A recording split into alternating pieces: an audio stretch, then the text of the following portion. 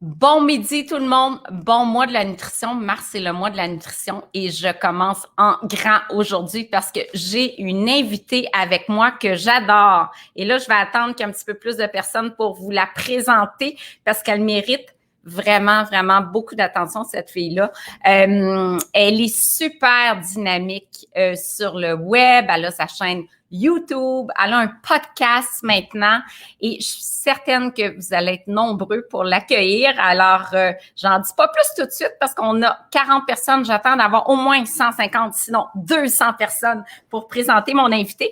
Et d'ailleurs, tout le mois de la nutrition, on a vraiment un super programme. C'est Amélie Robert de mon équipe qui a des invités de choix. On a Benoît Lamarche qui est chercheur à l'Université Laval qui sera avec moi la semaine prochaine. Il a fait un webinaire sur notre site aussi, isabellehuot.com. Et puis Mélanie, je vous le rappelle, Mélanie Marchand qui était là la semaine dernière, tellement dynamique. Elle fait tellement des belles recettes. C'est tellement facile avec elle. On a déjà près de 200 personnes. Je pense que mon invité va être contente parce qu'on a deux sujets tellement chauds aujourd'hui.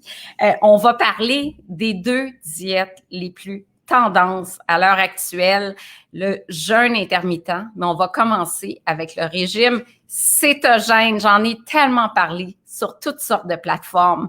Et puis, j'ai été tellement critiquée. J'ai eu une période vraiment difficile, honnêtement. Je vais en parler avec l'invité un petit peu plus tard. Et je savais, pour notre nutritionniste, on est déjà 250 personnes. C'est merveilleux. On a à peu près une demi-heure de contenu pour vous. Je pense que je vais l'inviter tout de suite, là, pendant qu'on a 250 personnes au rendez-vous. Donc, on entame le mois de la nutrition avec, évidemment, une diététiste nutritionniste. Elle a une maîtrise en nutrition. Elle s'appelle Cynthia Marcotte. Et je vous dis, c'est dans mon top 5 des nutritionnistes préférée au Québec. Elle est super dynamique. Elle a sa chaîne YouTube avec 20 000 personnes qui la suivent depuis 2016. Elle a lancé son podcast aussi il y a 2 ans avec des sujets hyper variés. Et ce que j'aime de Cynthia, c'est qu'elle ose critiquer des approches. Elle ose donner son point de vue. Et ça, elle a toute mon admiration pour ça, vraiment. Je l'ai souligné dans le journal à un moment donné quand je me faisais tellement critiquer avec l'approche cétogène. Puis Cynthia était là un peu pour venir à ma rescousse, si je peux dire, parce qu'il n'y avait pas beaucoup de nutritionnistes qui l'ont fait. Ils l'ont pas fait, les nutritionnistes, parce qu'ils me disaient « Oh, on a peur, c'est comme une gang super agressive, on a peur d'eux, donc c'est pour ça qu'on restait un petit peu en retrait. » Ben Cynthia, elle n'est pas restée en retrait. Et ça, je l'apprécie énormément.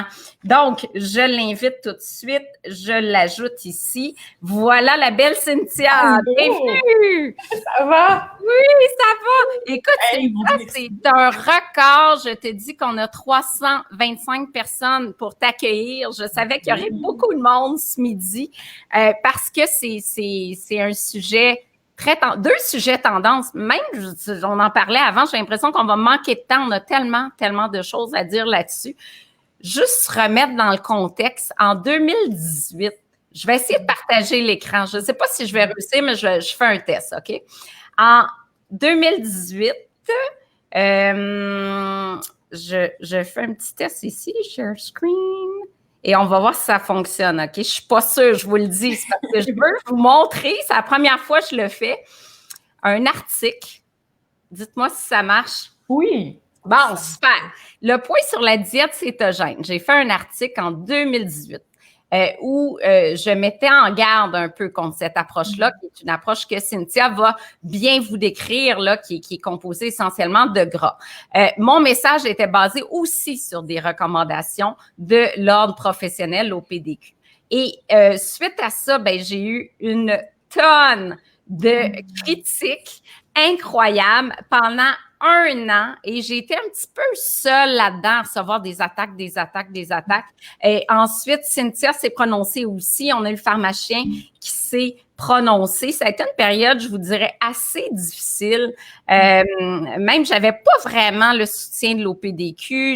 J'ai eu les adeptes de cétogène qui m'ont envoyé des menaces au bureau. Vraiment des menaces qu'ils me surveillaient, il fallait que j'aille en prison et tout. ça a été dur. Moralement, honnêtement, j'en dormais plus. Ça a été vraiment une des plus difficiles périodes de ma vie professionnelle parce que quand tu reçois autant de messages négatifs, tu as beau avoir 95% de messages positifs, on s'attarde, hein? L'humain est fait comme ça, on s'attarde sur le négatif. Et ça a été vraiment difficile. Et là, je vous partage un autre écran ici, vous allez voir avant de céder la parole à mon invité. Regardez, ici, ça fait 1 an que je reçois des attaques. 1 an plus tard, en 2019, j'ai reçu, c'est ça, toutes ces attaques-là. Je vous dirais des messages, une centaine de messages par jour, si c'est pas plus. Et puis là, je me dis, ben c'est pas grave, on va sortir de là. Ben non, elle est encore populaire, cette approche-là. Et en tout cas, pour tout savoir sur cette approche-là, ben mon invitée, non seulement elle a une maîtrise en nutrition, elle est hyper rigoureuse, en plus, elle a testé le régime cétogène. Donc, elle l'a testé. Je pense que tu as fait quoi, Cynthia, 1 semaine ou 2 sur cette approche? 2 semaines. Oui, un beau 14 jours. Un beau 14 jours. Donc, c'est ça que j'apprécie de toi. Mais d'abord, bienvenue. Et sur ma tribune, pour t'accueillir, on a 430 personnes. C'est notre record. Oui, super. Je suis contente. C'est vraiment un beau sujet. Effectivement, comme tu l'as dit, c'est quelque chose. Puis, tu sais, pour l'avoir expérimenté, je dois dire que moi, j'ai vécu beaucoup d'effets secondaires. Donc, ça, on pourra en reparler, là, mais il y a beaucoup de risques à l'approche. Mais là, de plus en plus, il y a quand même des nouvelles études qui émergent. Fait que je voulais prendre le temps de remettre à jour ma série. D'ailleurs, j'invite les gens là, à justement aller voir sur mes plateformes parce que je vais en reparler éventuellement parce qu'il y a tellement de choses à dire, comme on l'a dit, là, c'est incroyable. C'est une diète très populaire, très utilisée. Puis, c'est ça, les gens sont un petit peu intenses, là, comme tu l'as dit quand on parle de cette diète-là. Moi, de mon côté, je l'ai testée, j'en ai parlé aussi publiquement, puis j'ai aussi reçu quelques messages assez agressifs, assez intenses. Puis je pense qu'on devrait juste prendre le temps de respirer des fois avant de commenter. Oui. C'est important, par contre, de continuer d'en parler, puis de pas s'effacer, puis de garder aussi l'esprit ouvert. Puis moi, c'est toujours important dans ma pratique, c'est vraiment d'être réceptive face aux commentaires que les gens m'envoient, mais aussi de garder un œil sur ce qui se dit dans la littérature, parce que c'est ça l'essentiel. Tu sais. C'est ça l'essentiel. Et encore hier soir, quand je t'ai envoyé un petit rappel pour la rencontre de ce midi, tu m'as dit, écoute, je suis encore après éplucher la littérature. Donc, l'information qu'on vous présente aujourd'hui, elle est à jour. D'abord, décris-nous un peu, qu'est-ce que c'est la diète cétogène? Les bases là, alimentaires, c'est quoi? Oui, en fait, on va réduire là, vraiment grandement l'apport en glucides, donc les sucres principalement, mais aussi, tu sais, on pense au pain, aux fruits, donc on coupe tout ça. Donc, on coupe des groupes alimentaires entiers du point de vue des aliments riches en glucides. Donc, puis on coupe, tu sais, c'est ça, produits céréaliers, là, quand j'ai dit pain, là, c'est quand même un gros groupe d'aliments, donc toutes les variétés de pain, mais aussi les pâtes, les riz, les grains entiers. Beaucoup de fibres à travers tout ça aussi, mais on pourra en revenir avec ça. Et on va mettre de l'avant les gras, donc les matières grasses à travers principalement des aliments d'origine animale, mais aussi des huiles. Certaines huiles, parce que là, je ne l'ai pas mentionné, puis il y a tellement de petits ajouts à faire, là, mais cette diète-là est très, très intense dans les aliments à ne pas consommer. Donc, même dans les huiles, il y en a quelques-unes qui sont quand même à ne pas consommer parce qu'ils sont... Ah oui, pour quelle raison? Genre, l'huile de canola ne serait pas à consommer selon plusieurs fervents de l'approche. Donc, ça aussi, il y a quand même beaucoup de nuances à apporter à tout ça. Puis je pense que ça devient vraiment difficile à suivre à long terme. Puis les gens embarquent là-dedans. Puis il y a tellement de petites affaires à connaître, de petits processus, de petits suppléments à prendre que c'est ça. Ça prend quasiment un bac pour comprendre l'approche de base. Mais là, les lignes directrices, c'est vraiment ça. Beaucoup de gras, pas beaucoup de glucides. Les protéines, c'est assez modéré. Et quand on nous dit c'est pas une approche restrictive parce que c'est un mode de vie, il faut calculer les glucides, donc on est vraiment dans le calcul constant.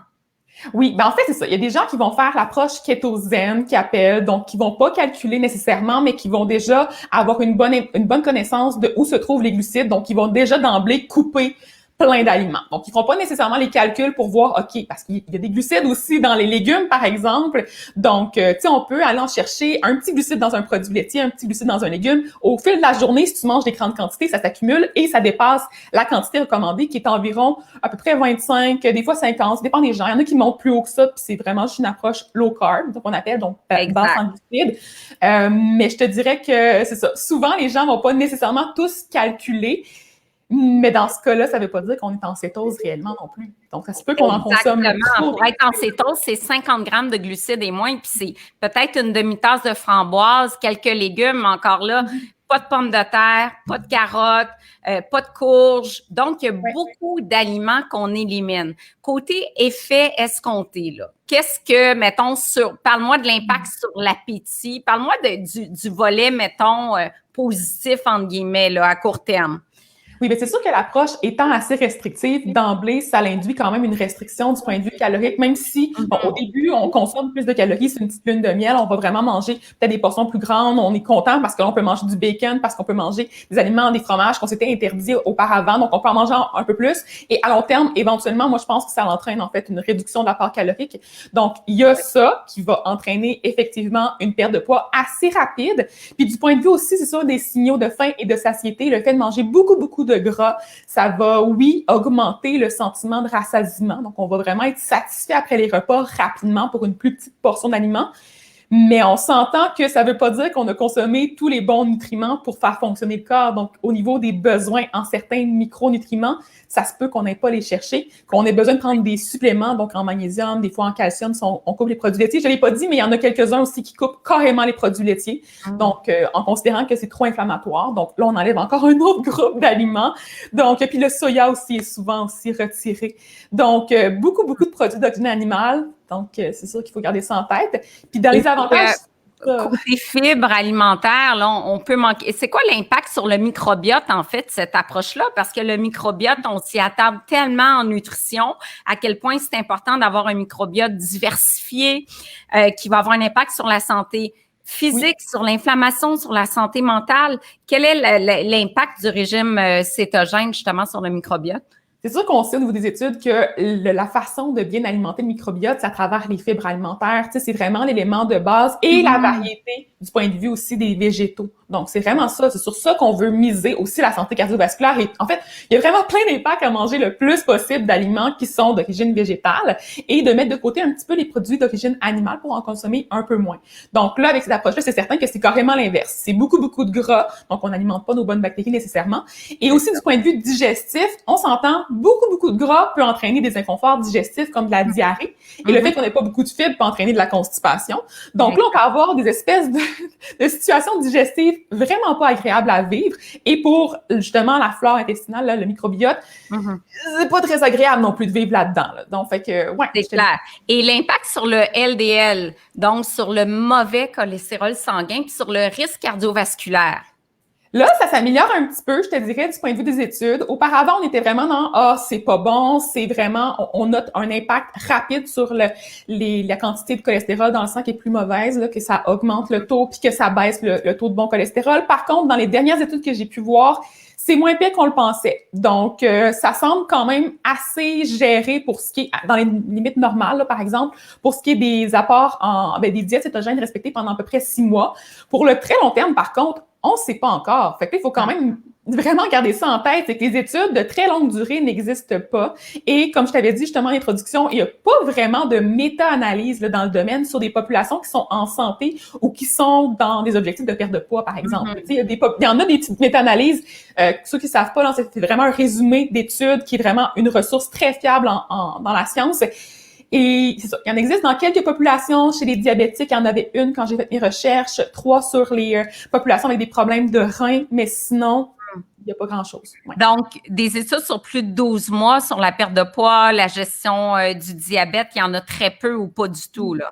Oui, exactement. Puis tu sais, je veux dire, ce qu'il faut garder en tête quand on fait ce genre d'approche-là aussi, c'est que le but, là, normalement, c'est de le maintenir à long terme, pendant tout le reste de nos jours. Donc, est-ce que, tu sais, ceux qui suivent la diète cétogène en ce moment peuvent réellement se dire que ce qu'ils ont comme mode de vie, ce qu'ils ont comme menu, ils peuvent le maintenir justement jusqu'à la fin de leur jour sans avoir d'impression justement de restriction, sans avoir de honte quand ils vont pas réussir à respecter les lignes directrices de l'approche, sans avoir d'inconfort digestif. Tu sais, il faut garder ça en tête, il faut vraiment réussir à le faire à long terme. Si c'est pas faisable, je pense que c'est pas nécessairement une bonne alternative, à moins d'avoir des problèmes de santé vraiment importants qui méritent l'approche. Et comme j'ai dit, il y a pas beaucoup de populations là, tu sais, qui sont vraiment dans cette ligne-là.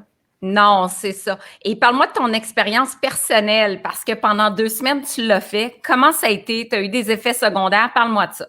Oui, ben c'est ça. Au niveau des risques, comme je te disais, il y a quand même pas mal d'effets secondaires assez rapides lorsqu'on commence la diète. Il faut savoir que, bon, c'est sûr que ça va finir par s'atténuer à long terme selon les gens qui suivent l'approche pendant une plus longue période de temps. Mais moi, j'ai vécu la grippe cétogène qu'on appelle. Donc, après quelques jours, lorsque mon corps commençait parce que dans le fond, l'objectif de la diète, c'est vraiment de changer le fonctionnement du métabolisme pour, à la place de prendre des glucides, on va prendre, je m'excuse, il faut que je change ça.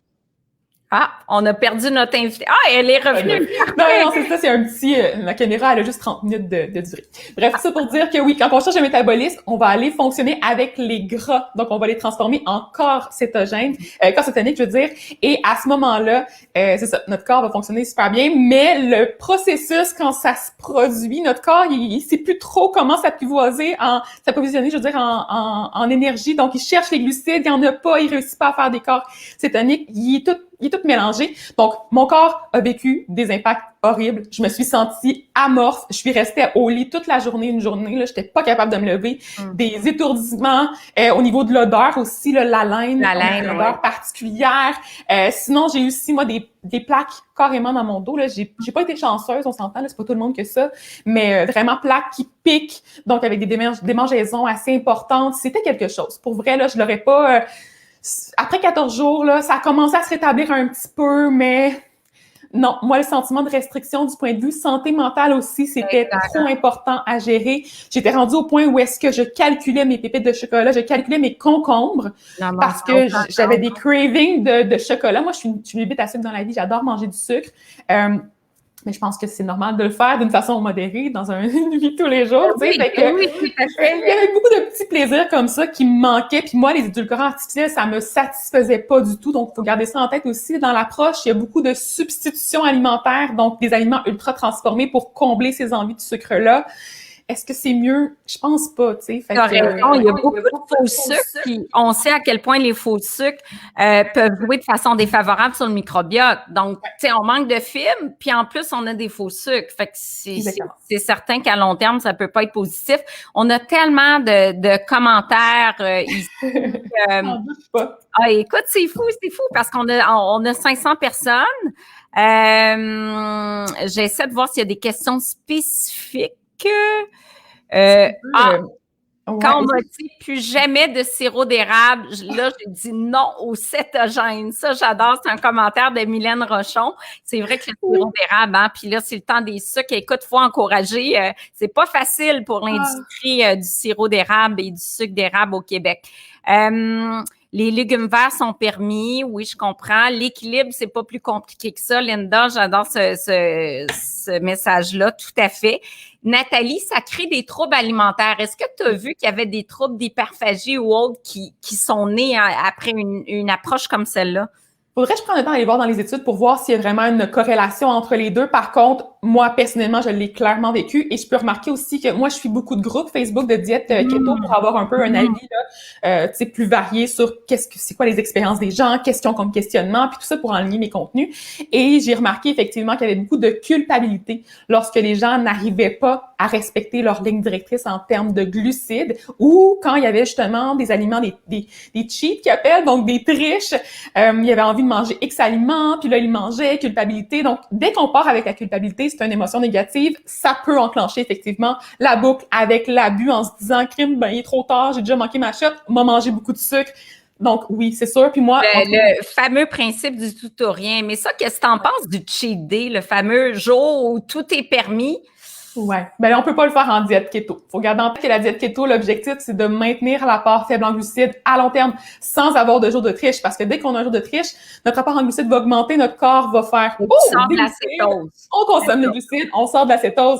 Fait que à ce moment-là, on perd les bénéfices qui étaient promis à l'origine et on peut aussi retraverser les symptômes donc de la grippe cétogène une fois de plus. C'est sûr qu'à force de le faire, éventuellement, on s'adapte plus rapidement, mais on a quand même une période de transition.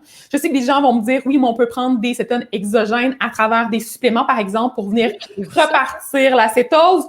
Mais là, je vais faire une vidéo complète par rapport à ça parce que je pense qu'il manque beaucoup de nuances dans ce qui est partagé là, dans les médias. C'est pas aussi simple que ça, c'est pas aussi efficace que ça non plus. C'est pas magique, puis ça coûte cher. Vraiment, vraiment très cher. Et côté nutrition sportive, j'ai vu qu'il y avait des effets secondaires, une perte de masse musculaire importante quand même avec la diète cétogène. Puis c'est pas pour tous les athlètes.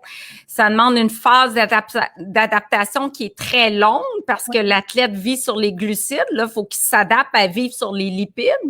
Il y en a qui peuvent dire, ben c'est un avantage parce qu'on n'a pas besoin de traîner si on a un triathlon, des gels de glucides, on va vivre sur nos lipides, puis on a une réserve de lipides quand même importante dans le corps. Mais à long terme, ce que j'ai lu, c'était pas très positif non plus, du moins sur le maintien de la masse musculaire, parce que cette approche-là, c'est pas une approche qui est élevée en protéines. Là. L'apport en protéines, c'est 15 de l'apport calorique comme toute approche. C'est vraiment une approche où les glucides sont remplacés par les lipides. J'ai des questions sur la maladie d'Alzheimer. C'est vrai que j'ai lu un peu là-dessus, Parkinson et Alzheimer, qui pourrait peut-être avoir un bénéfice, mais encore là, ça semble préliminaire. Ton avis? Oui, même chose, moi aussi, c'est ça, c'est très préliminaire. Faut faire ça vraiment avec des précautions, supervision fois 1000, vraiment s'assurer d'avoir une nutrie pour pas avoir de carence. Et dans des contextes aussi d'Alzheimer, Parkinson, il faut pas avoir de dénutrition non plus. Donc ça aussi, c'est super important. Là. Il y a quand même des risques associés avec d'autres carences en nutriments qui pourraient être entraînés par l'approche. Donc, il faut faire vraiment attention d'avoir un apport suffisant, pas de perte de poids, puis tout ça aussi. Donc, c'est ça. Il faut faire vraiment attention. Ouais, il y en a qui disent ben c'est pas juste du beurre, de la crème puis du bacon. Oui, c'est vrai qu'on peut prendre des bons gras là, tu sais, ça peut être justement de l'huile d'olive, des avocats, des noix, des graines, on peut aller chercher les gras dans des bons gras. Ça, qu'est-ce que tu dirais à quelqu'un qui dit regarde, moi je suis cétogène mais je mise sur les bons gras? Je sais que oui, c'est possible, mais je dirais qu'en règle générale, c'est vraiment très difficile de consommer seulement des bons gras. Ça prend quand même un vecteur de transmission pour le gras, à moins que tu le consommes à cuillère puis que tu sois satisfait comme ça, mais j'en doute quand même un petit peu là. Sinon, autrement, effectivement, je pense que c'est ça. Les gens vont essayer d'avoir une approche qui est plus d'origine végétale à travers l'alimentation keto, mais comme j'ai dit, oui, les légumes verts sont permis, mais il y a une certaine limite quand même parce qu'ils contiennent quand même quelques glucides. Donc, il faut garder ça en tête. Quand je disais que je calculais mes concombres, c'était vrai, là. C'est parce qu'à un moment... Oui, parce que si tu veux pas si tu veux l'effet cétose, tu dépasses pas 50 grammes, mais il faut que tu calcules quand même. Il y en a qui disent, puis c'est une bonne question comme nutritionniste, qu'est-ce que tu dis à quelqu'un qui dit de plus en plus de médecins recommandent cette approche-là? Oui, puis ça, je vais me pencher sur la question. D'ailleurs, je lis un livre là, d'un médecin d'ailleurs qui a commencé à faire la promotion de l'approche, puis je veux vraiment me renseigner sur son point de vue sur la situation, puis aller revoir justement les études qu'elle utilise pour valider ses propos. Pour être très franche, j'ai pas fini ma lecture, fait que je vais vous revenir là-dessus, c'est clair. Mais jusqu'à maintenant, j'ai vu aussi qu'il y avait beaucoup de médecins, mais c'était plutôt des docteurs aux États-Unis qui étaient finalement des naturopathes ou d'autres médecines qui étaient peut-être plus naturelles ou d'autres. Tu sais, fait qu'il faut vraiment garder en tête que le terme docteur aux États-Unis, c'est pas nécessairement docteur de médecine, ça peut être docteur d'autres choses. Fait qu'il faut juste s'assurer que les gens aient les bonnes connaissances puis qu'ils soient assez fiables aussi. Exactement. Debbie nous dit, j'ai été très stricte pendant 1 an sur le cétogène. J'ai arrêté parce que j'avais envie de bière et de pommes. Évidemment, c'est des choses interdites dans l'alimentation. C'est très difficile de revenir. Je prends du poids très vite maintenant. Je suis Weight Watcher. Je sais que ça va prendre un certain temps parce que mon corps redémarre aux glucides. Effectivement, remettre les glucides progressivement dans l'alimentation, un mode de réintroduction d'à peu près 15 grammes de glucides par semaine, le temps que le corps s'adapte pour freiner la reprise de poids, c'est un bon point.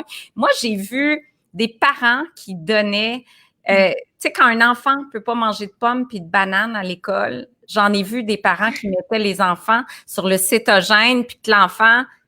Je l'ai dit, mais c'est vrai, avait un carré de beurre pour sa collation. Je l'ai vu. Oui, je sais, ça peut vraiment aller dans l'extrême des choses. Pour les enfants, moi, je pense que c'est vraiment une mauvaise façon de débuter une relation avec les aliments, avec leur corps, avec le sentiment aussi qu'il veut respecter ce que le parent lui dit, mais en même temps, ses amis mangent autre chose, en même temps, il aura envie de goûter à autre chose, il aura envie d'avoir une alimentation plus variée, puis de pas être exclu des événements sociaux aussi. Puis ça, il faut garder ça en tête. Souvent, on s'exclut nous-mêmes aussi dans le processus, puis quand nos enfants sont pris là-dedans, ça leur tente peut-être pas d'aller dans une fête d'amis où il va y avoir du gâteau. Moi, j'en ai vu aussi qui faisaient la diète cétogène avec leur enfant, qui laissaient l'enfant aller manger du gâteau, mais quand l'enfant revenait, il disait « OK, il faut te nettoyer, détoxifier, prends voici mes suppléments que tu dois prendre pour retrouver ta cétose. » C'est comme une punition un peu, ou en tout cas une façon de compenser. Ouais. On a Cathy Bérubé qui nous salue, qui a dit « Ah, je vous aime beaucoup toutes les deux. » Bon, c'est super. Ouais, en cétogène, une banane, c'est 20 grammes de glucides. Alors, si tu prends une banane, c'est fini pour ta journée. C'est ça qui n'a pas de bon sens. Moi, ça me manquait beaucoup, les bananes, pour être très franche. Bananes, pommes, je suis accro à ces fruits-là. Oui. Mangue aussi, mon Dieu, des mangues. Je rêvais de mangue. Je rêvais vraiment. Il a fallu que je sorte de chez moi, tu sais, vraiment comme si j'étais, c'est ça, dans un mode de vie où je peux pas les avoir à proximité parce que j'étais rendue folle. Les pépites de chocolat, c'était dangereux, justement. Là. Moi, ça m'a pas aidé du tout, côté santé mentale. Avant de passer au jeûne intermittent, qui est notre deuxième sujet, puis je pense qu'il va même falloir revenir à un moment donné parce qu'on a encore 500 personnes puis plein de questions. En une phrase, là, avec les connaissances actuelles en nutrition, ta récente revue de littérature, même si tu dis qu'il y a encore d'autres études qui s'en viennent, comment tu résumes l'approche ou qu'est-ce que ton conseil aux gens, aux 500 personnes qui sont là? Oui, ben en fait, le jeûne intermittent, c'est une approche qui est un petit peu moins intense quand même que l'approche keto, puis il y a plus d'études dans le domaine, c'est certain. Par contre, ce que je dirais d'emblée, c'est que c'est quand même une restriction temporelle. Donc, on va avoir un horaire des repas qui va être strict, qui va devoir être respecté durant toute notre vie pour avoir les bénéfices quand même liés avec l'approche. Donc, gardez en tête que si vous faites ça, il faut le faire toujours. Est-ce que vous êtes capable de maintenir cet horaire-là dans peu importe quelle situation? Si vous avez faim, est-ce que vous allez avoir de la culpabilité à manger? Si vous êtes en dehors de la période d'alimentation, dès qu'il y a un sentiment négatif associé avec l'alimentation, dès qu'il y a une pression à faire des calculs, des stratégies d'optimisation, je pense que c'est pas une bonne façon de faire. C'est ça. Je laisse quand même déjà, décrire les approches, parce que là, je te demandais un résumé sur le cétogène, tu es parti sur le jeûne tout de suite. Mais le jeûne intermittent, il y a plusieurs façons de le faire. Donc, il y a le 5-2. La plupart des gens que je connais qui tentent cette approche-là vont faire une période d'alimentation limitée de 8 heures dans la journée. Donc, par exemple, ils vont manger de 11 heures à 19 heures et le reste, c'est le jeûne. Moi, de ce que j'ai lu dans la littérature récente, c'est que un peu comme le cétogène, grosso modo, sur ta journée, tu as une restriction calorique parce que le fait, par exemple, que tu déjeunes pas, tu vas compenser un peu au cours des autres repas, mais tu ne compenses pas suffisamment pour éliminer la restriction calorique qui est à peu près de 250 calories par jour. Et je sais pas si tu as lu des études similaires. Et il y a aussi le fait qu'on grignote beaucoup le soir. C'est vraiment la fenêtre où les gens grignotent sans fin réel le plus. C'est grignoter devant la télé parce que c'est un petit moment pour soi. Et le fait de couper ça parce que tu ne manges pas après 19 heures ou 20 heures, ça fait en sorte que, grosso modo, ton bilan calorique de la journée, il est moindre et ça amène une perte de poids. Est-ce que c'est le jeûne ou c'est la restriction calorique? C'est ça qui arrive, c'est que dans les études, on a de la difficulté à venir séparer les deux éléments, en fait, de l'approche. C'est certain qu'on peut pas vraiment savoir si c'est le fait, justement, de réduire l'apport calorique ou c'est vraiment le fait d'avoir un jeûne. Tu sais, justement, comme tu disais, il y a plusieurs approches aussi qui existent. Ça dépend toujours de chacun, mais il y en a qui vont être dans l'extrême encore plus. Donc, ils vont couper l'apport alimentaire. Ils vont garder un 4 heures d'alimentation. C'est de plus en plus populaire. Et j'en ai vu un qui est vraiment très fréquent chez les gens qui font la diète keto aussi. C'est le one meal a day. Donc, un repas par jour. Ils appellent ça le OMAD. En abréviation, et là, on coupe encore plus. Donc, comme tu l'as dit, c'est la même affaire. On coupe les possibilités de manger. On peut pas, du côté digestif, manger suffisamment d'aliments. Si on parle d'aliments qui sont pas transformés, qui sont volumineux aussi, qui sont riches en eau, en fibres, ça prend de la place dans l'estomac. C'est pas confortable de manger suffisamment d'aliments pour combler des besoins d'énergie. Donc, c'est sûr qu'il y a quand même un déficit. Et pas juste en énergie. Je me demande comment, avec un repas ou même 2 repas, on peut combler les besoins nutritionnels en calcium, en magnésium, en potassium, en vitamine C, en vitamine A. Comment qu'on fait déjà? Qu'on fait des plans de 3 repas puis 3 collations, des fois, c'est comme, on n'a pas assez de magnésium ou de sélénium. Comment qu'on fait avec un seul repas pour combler les besoins? Et ça prend de multivitamines. Oui, une multivitamine, je pense que c'est essentiel dans cette approche-là, mais je te dirais aussi que ça prend une optimisation quand même. Donc, les gens vont dire, oui, il n'y a pas de ligne directrice en ce qui a trait à la composition alimentaire de l'approche du jeûne intermittent, mais moi, je pense que ça prend quand même une certaine connaissance en nutrition juste pour s'assurer justement de pas oublier certains groupes alimentaires. Puis si tu as seulement un repas, c'est des repas différents chaque jour. Oui, le corps a des réserves de plusieurs nutriments, on peut les refaire comme ça graduellement, mais quand même, là, je pense que ça prend quand même une petite logique là-dedans. Puis oui, des suppléments, là, sûrement au besoin. Moi, ce que j'ai tendance à dire, puis tu me diras si c'est ton approche aussi, si naturellement la personne n'a pas faim le matin, parce qu'on essaie d'être de plus en plus connecté sur nos signaux de faim de satiété au lieu d'avoir un plan qui est établi qu'on doit suivre, là. Donc, si on se fie à sa faim réelle, puis qu'on dit le matin, je me suis toujours forcée parce que c'était donc important de déjeuner, mais que moi, ma faim naturelle, elle arrive à 11 heures le matin, bien, c'est peut-être le bon moment pour prendre le premier repas. Tu sais, j'ai tendance à plus imposer un déjeuner si quelqu'un arrive et me dit, ben moi, ma faim naturelle, elle est là. Par contre, si quelqu'un comme moi, je me lève à 5 heures, j'ai super faim le matin, je pourrais pas me passer de déjeuner. J'écoute ma faim naturelle. J'ai faim le matin, j'ai envie d'un bon déjeuner. Donc, si on est un petit peu plus à l'écoute, puis on a plus de flexibilité en nutrition maintenant, les nutritionnistes qui font de la consultation privée. Moi, j'en fais plus, on en a dans notre équipe. Et les nutritionnistes font des consultations, vont personnaliser l'approche vraiment en fonction des besoins, puis surtout l'écoute de la faim de la satiété. Puis Cynthia, c'est la spécialiste de la faim. Elle a écrit un livre là-dessus. Elle a une formation, on va en parler, une formation sur la faim qui est présente, qui est pour tout le monde, qui est vraiment le fun. Bien, parle-nous de ça. Est-ce que tu es d'avis que si on n'a pas faim, que c'est correct, qu'on est, tu sais, de se recentrer un petit peu sur ces signaux? Oui, je pense qu'on s'impose souvent un plan alimentaire, un horaire de vie aussi, tu sais, qui est plus rigide, qui est plus strict, parce que oui, il y a quand même la logique de vouloir manger avec nos proches, peu importe, mais je pense qu'à un certain moment, effectivement, le déjeuner était tellement valorisé, puis on s'est tellement forcé, puis c'était pas agréable. Il y en a qui ont de la nausée même le matin quand ils mangent, puis ils se sentent pas bien. Moi, mon copain, il a toujours été comme ça.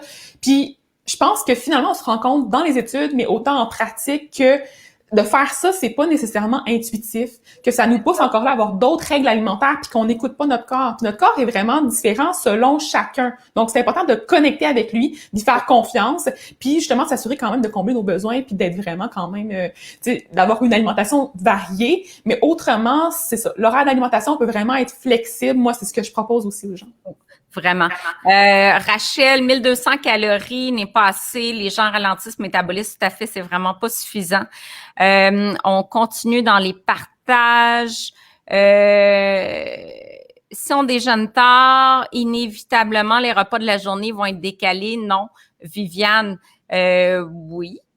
Les repas, ben si on est à la fin, oui. Si on écoute sa fin, les repas sont décalés. Mettons qu'on déjeune à 11 heures, ben ça se peut que le lunch, ça soit à 1h30, 2 heures quand la faim va se manifester. Ce qui est dur, c'est le contexte. Là, beaucoup sont en télétravail. Ça facilite de suivre les signaux de faim de satiété. Mais c'est sûr que si on est au bureau puis qu'on a une période pour manger de midi à midi et demi puis on n'a pas faim, on fait quoi?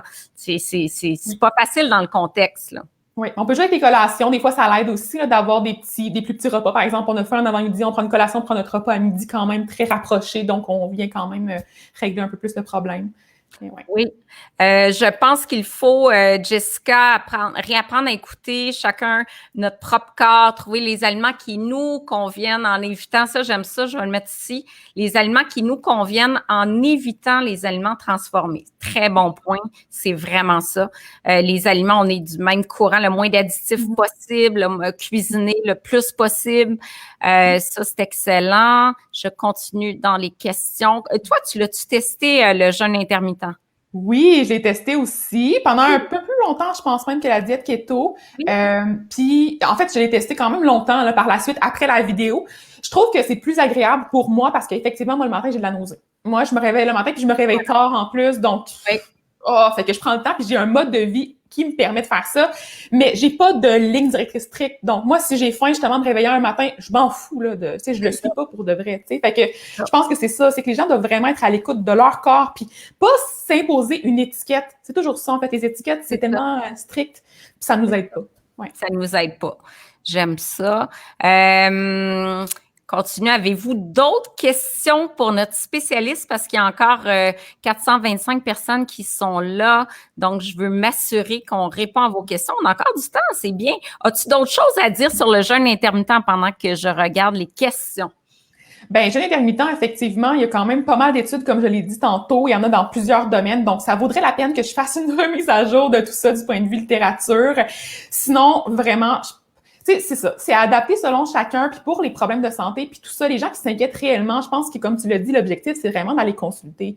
Puis c'est là qu'on va pouvoir s'assurer d'avoir les bons conseils ajustés à notre situation à nous, puis d'être rassuré sur certains points. Parce que des fois, on s'impose tellement de restrictions, tellement de stratégies, puis tout ça, ça nous mélange dans notre capacité à ressentir les signaux de notre corps. Donc, c'est ça. Il faut vraiment faire le tri là-dedans. Là, on a un commentaire sur le vin, super bon vin à 2 grammes de sucre.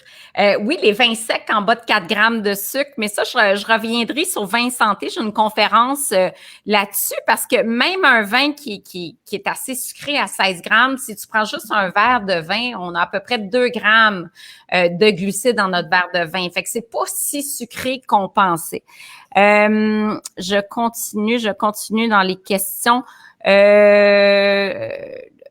Quelle question? Effet cétogène. OK, j'ai des questions sur cétogène. Je vais rester sur le jeûne pour les questions. Les gens aiment beaucoup, trouvent qu'il y a beaucoup d'informations. On trouve ça super intéressant. Parle-nous donc de tes formations, là. Écoute, on va déjà, là, pendant que je prends des questions, je vais inviter les gens sur ton site, cynthiamarcotte.com. Il y a des recettes là-dessus, il y a tes formations, il y a tout ça. Mais tu as aussi une chaîne YouTube que je vous invite vraiment, vraiment à vous abonner parce que ce que tu fais est vraiment, vraiment unique, Cynthia. Et je pense que vous avez tous intérêt à suivre ce que fait Cynthia sur YouTube et ses podcasts aussi. Et parle-nous de ton webinaire. Il y a un webinaire qui s'en vient gratuit sur les protéines végétales. Ça se déroule le 11 mars prochain. En soirée. Donc, les gens peuvent s'abonner. En fait, si vous voulez, je pourrais aussi vous envoyer le lien là, dans les commentaires quand je vais avoir fini le live. Mais il est sur mon site web aussi. Donc, c'est un webinaire qui va avoir lieu le 11 en soirée. Par contre, il va être disponible aussi en rediffusion. Et ça va ouvrir, en fait, une période de rabais là, sur ma formation, la fin, qui est mon bébé. Là. C'est vraiment mon élément principal au niveau de mon offre. C'est une formation qui se fait virtuellement à travers des petites capsules informatives et ça vous permet vraiment de reconnecter justement avec votre corps, de défaire certaines croyances, de repartir sur une base qui va être plus positive, d'avoir confiance en vous et de développer aussi votre créativité culinaire. Il y a beaucoup de trucs de recettes, des idées pratiques pour vraiment agrémenter la vie de tous les jours. Il y a un gros e-book de recettes aussi là-dedans. Fait que c'est super complet et il y a aussi là, une communauté sur Facebook. Donc, le but du webinaire, c'est vraiment de vous présenter des infos par rapport aux protéines végétales, bien sûr, et leur impact sur notre faim, notre satiété, tous ces sentiments-là qu'on peut ressentir, mais aussi d'ouvrir la porte au webinaire qui va avoir un petit rabais. Là. Donc, le 11 en soirée, un petit rabais spécial pour ceux qui vont être là. Ouais, génial. On pourra peut-être mettre le lien. Ah, un petit coucou c'est pas ça que je voulais mettre, attendez, je vous enlève. On a un petit coucou regarde, une amie à moi. Bonjour les filles, Josée Lavigueur qui nous fait un petit coucou. Fait que Josée, c'est le fun de te voir, c'est super. Plein de beaux commentaires aussi. Quand j'ai des visages fâchés, ça veut-tu dire que je vais avoir encore des menaces? Ça? J'espère pas, parce que on n'est pas là pour, hein? On est là. J'invite les gens à venir me dire, en fait, leurs questions, partager leurs références, partager leurs commentaires. Moi, en fond, ce que je veux faire en ce moment, je travaille avec une autre collègue Nutri pour faire le tri dans la littérature, vous revenir avec des capsules vidéo avec plusieurs réponses aux questions qui me sont posées souvent, des remises à jour et tout ça. Donc, si vous avez, trouvé une référence super fiable, que vous trouvez vraiment intéressante, vous pensez que ça vaut la peine que je réalise, donnez-les-moi là. C'est vraiment pertinent que je puisse ouvrir mes horizons. Moi, je suis toujours ouverte aux suggestions, à la discussion. Puis je pense que c'est comme ça qu'on peut avancer aussi. Ben exactement. On n'est pas fermé, on aime ça lire. Moi, je fais des revues de littérature toutes les semaines, on se documente. C'est notre bébé, la nutrition. On aime apprendre, on a des formations continues constantes. Donc, si vous avez des informations à nous partager, pas des histoires de cas, vraiment, la revue de littérature, on aime bien. Côté résistance à l'insuline, j'ai lu quand même des effets positifs sur le jeûne intermittent. Je ne sais pas de ton côté. Oui, c'est ça. C'est la même chose ici. Là, j'ai lu aussi ces effets-là. Il faut quand même garder en tête qu'il faut être suivi médicalement. Je pense que c'est ça le mot d'ordre. Là. Peu importe la situation, si on veut des bienfaits sur le côté médical, ça prend quand même des connaissances plus poussées, juste pour s'assurer que tout est bon, qu'on est dans la bonne voie puis qu'on ne se fait pas du mal non plus indirectement. Moi, je conseille vraiment d'aller voir un ou une nutritionniste pour vraiment, peu importe l'approche que vous choisissez. Et c'est une approche méditerranéenne. Bon, c'est ma préférée parce qu'on est dans le plaisir de manger, il n'y a pas de restrictions.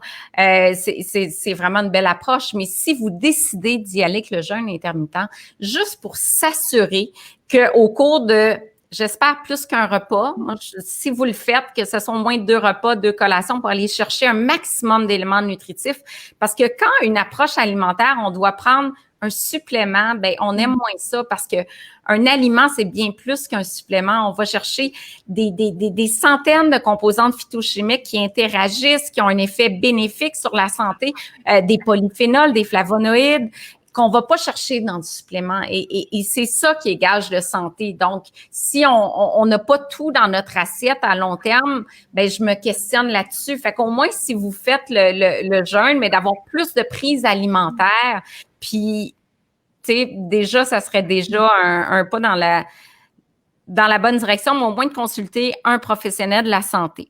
Qu'est-ce que j'ai comme autre question? Il est déjà 54, il nous resterait 5 minutes. Avez-vous des dernières questions pour Cynthia? Sinon, si tu veux mettre, es-tu capable de mettre le lien de ta formation dans les commentaires? C'est une bonne question, je vais regarder ça. Sinon, c'est sur ton site. Avoir su, je l'aurais mis avant. Il y en a qui nous questionnent sur la chirurgie bariatrique. C'est une bonne idée. On pourra revenir avec un médecin qui est spécialiste en chirurgie bariatrique. Puis il y a des nutritionnistes qui sont spécialisés aussi. Je pense à Louise Lambert-Lagacé qui en fait beaucoup, qui pourrait être une super invitée. Louise Lambert, mon Dieu, une pionnière en saine alimentation. Peut-on perdre beaucoup de poids avec le jeûne? Moi, dans ce que j'ai lu sur 12 mois, c'était assez décevant là, en termes de perte de poids. Là, c'était quoi? C'était en termes de pourcentage, 3 peut-être du poids corporel? C'est ça, c'est pas wow là, comme approche non plus. Puis c'est pas l'objectif, je pense pas, à travers tout ça. Je pense que oui, pour les problèmes de santé chronique, des fois, c'est un petit truc, mais c'est ça. Encore là, je pense que si vous misez sur le poids d'emblée, je pense que le mieux, c'est juste d'avoir une approche plus méditerranéenne ou plus équilibrée, alimentation intuitive, puis ça va être... Ouais. Parce que souvent, dans les études qu'on compare sur 12 mois, là, c'est pas mal équivalent comme résultat, une approche plus équilibrée versus le jeûne intermittent ou même le cétogène qu'on compare côte à côte. Oui. Grosso modo, prenez quelque chose d'équilibré. Si c'est pour avoir les mêmes résultats sur 12 mois ou sur 24 mois, on a très peu d'études sur 24 mois, mais sur le Méditerranéen, on a des études en masse pour vous dire que c'est santé, que ça réduit le risque de maladies chroniques, puis qu'en c'est meilleur pour le moral. Hey, en ce moment, c'est-tu important de penser à son moral et à sa santé mentale? Tellement, tellement. Bon, as-tu une petite conclusion à nous faire, là? Ben, c'est pas mal ça, en fait. Je pense que s'il y a une approche qui vous intéresse, il faut vraiment se poser les questions suivantes. Est-ce que je vais être capable de le maintenir à long terme ou est-ce que ça va m'entraîner justement de la culpabilité, des sentiments de remords parce que j'ai mangé X aliments qui étaient interdits? Si on a de la pression, des pensées négatives par rapport à notre alimentation, c'est pas normal. On devrait peut-être prendre le temps de reconsidérer l'approche puis peut-être se tourner vers un professionnel de la nutrition justement pour avoir des conseils adaptés à notre situation. Puis il faut prendre soin de nous, là, autant physiquement que mentalement, ça aussi, c'est essentiel, je pense. Prendre soin de nous, j'adore. Je pense que c'est la meilleure conclusion. Il y en a qui disent où on trouve des nutritionnistes. Si vous allez sur mon site isabellehuot.com, j'ai une collaboration avec Équipe Nutrition. Donc, on a 65 cliniques en collaboration partout au Québec. Il y en a à Sherbrooke. Donc, vous étiez de la région de Sherbrooke. Je sais pas, toi, tu fais des consultes? Non, hein, Cynthia? Je pense que... Non, j'en fais pas de consultation en privé. Moi, je réfère les gens sur un autre groupe Facebook que j'avais créé parce que je suis comme non, j'en ai pas. Ouais. OK, parfait. Hey, mais merci tout le monde. On a encore 350 personnes au rendez-vous. Je rappelle la formation sur la faim de Cynthia, son webinaire gratuit le 11 mars prochain sur la protéine végétale, tellement tendance, quoi faire avec la PVT puis tout ça. C'est quoi les meilleures protéines végétales? Et de suivre Cynthia sur YouTube. Allez vous abonner, allez aimer sa page Facebook. Allez aimer ma page Facebook aussi. On a toujours des concours. Puis voilà. Je sais pas si tu as autre chose que tu voudrais annoncer. Ben, c'est pas mal ça pour les projets pour le moment. Je vous ai mis aussi le lien dans les commentaires, mais là, c'est avec mon compte personnel. Fait qu'au pire, vous allez peut-être le voir passer quand même. Puis, joignez-vous à nous pour le webinaire du 11. Je pense que ça va être une belle soirée. Puis ensuite, je pourrai vous présenter le reste du contenu. Là, je pense que ça va être bien intéressant. Puis, restez à l'affût pour YouTube aussi. J'ai plein de séries qui s'en viennent d'analyse. Vos questions sont les bienvenues. Tu as un podcast sur l'anorexie qui s'en vient. Oui, il est commencé. Là, la première partie a été partagée. C'est un témoignage vraiment touchant qui vaut la peine d'être écouté. Il y a vraiment plein de ressources aussi à travers le podcast. Là, c'est super intéressant. Là, j'ai mis le lien en bas. Prenez une photo, tout le monde, si vous n'avez pas le temps de le prendre en note. Donc, le webinaire du 11 mars prochain. De notre côté, on aura Benoît Lamarche avec nous la semaine prochaine. On va avoir aussi... Non, je pense que la semaine prochaine, on parle d'hyperphagie. Je confonds les dates. On parle d'hyperphagie, de compulsion alimentaire avec une nutritionniste spécialisée, Geneviève Arbeau. Ça va être super intéressant parce que c'est le trouble alimentaire le plus fréquent et il y en a beaucoup. Il y a une recrudescence actuellement. Donc, on va s'attarder à ce trouble alimentaire-là. Cynthia, tu restes avec moi et à tous, je vous dis merci d'avoir été présents en grand nombre. On voit que c'est un sujet qui vous interpelle beaucoup. Il y a plein de gens qui merci les filles. Vanessa, Deg, vous êtes hot les filles, excellent live, super. Amélie qui est là, plein de monde. Merci, je pense qu'on va te réinviter parce que tu es très populaire, Cynthia. Et merci encore. Ah, c'est Benoît le 17, je me suis trompée. Donc, hyperphagie le 10 et Benoît Lamarche le 17. Alors, merci tout le monde. Bon lunch. Bye bye.